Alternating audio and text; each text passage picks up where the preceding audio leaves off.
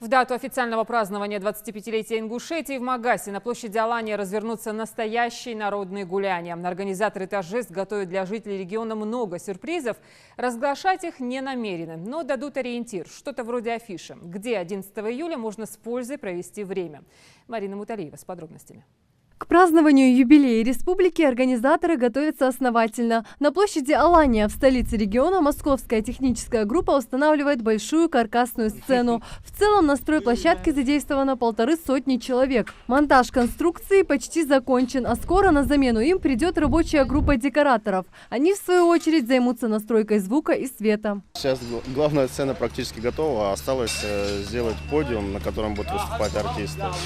Вот он у нас с несколькими уровнями. Для того, чтобы закончить, нам где-то еще осталось часов 12, чтобы закончилась работа. И, в принципе, площадка уже будет готова для этого.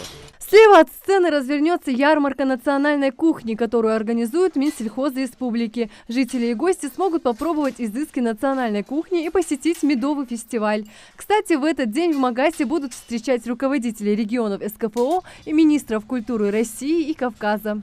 Все основные мероприятия мы сделали здесь, чтобы людям было удобнее. То есть человек приходит, развлекаются дети, пробуют национальную кухню, смотрят подворье. Внутри подворья выставка, наша музейная выставка. Вот 3 наших музея будут здесь выставляться. Также здесь в подворье будет постановка, национальная постановка.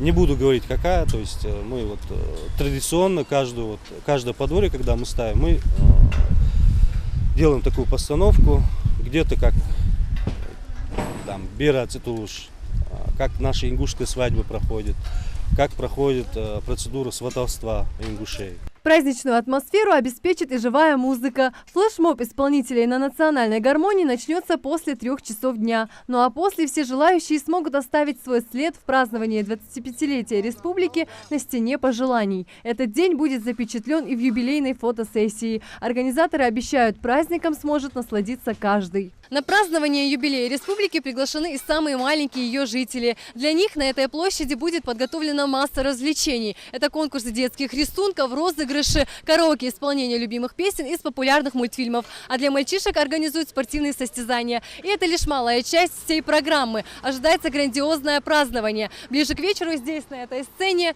запланирована концертная программа.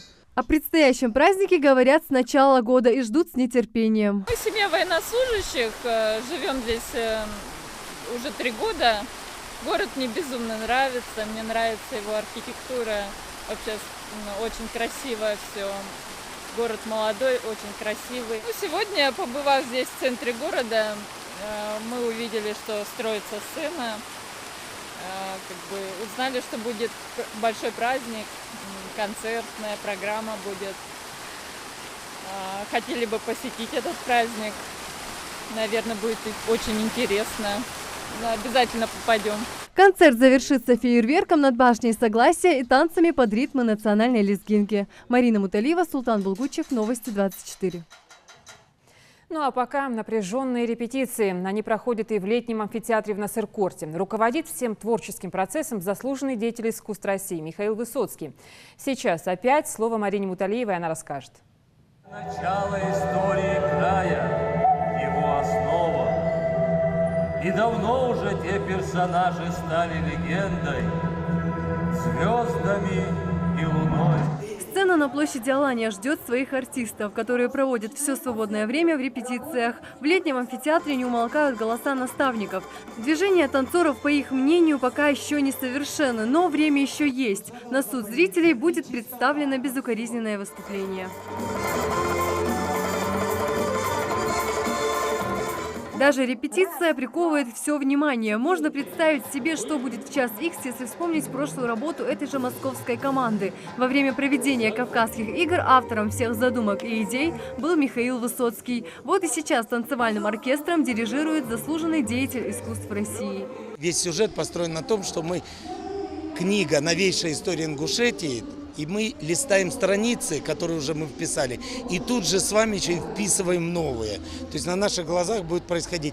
Мы вспоминаем историю, легенды наши, мы говорим о лучших людях. То есть каждая глава там доска почета или герои спорта, или это каждая глава новейшей истории Ингушетии, которая это не лекция, а которая минимум текста, а все будет показано, спето, станцовано и так далее.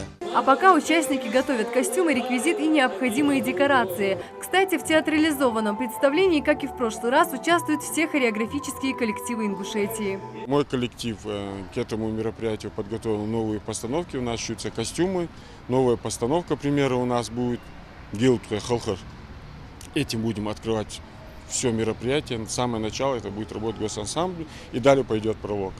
Будут новые костюмы, необычные для нашей республики, но они именно взяты с тех времен, именно с Гюлецкого района, это Гюлецкий танец считается, где компактно проживают и грузины, и ингуши. Марина Муталиева, Майрбек Миржоев, Новости 24.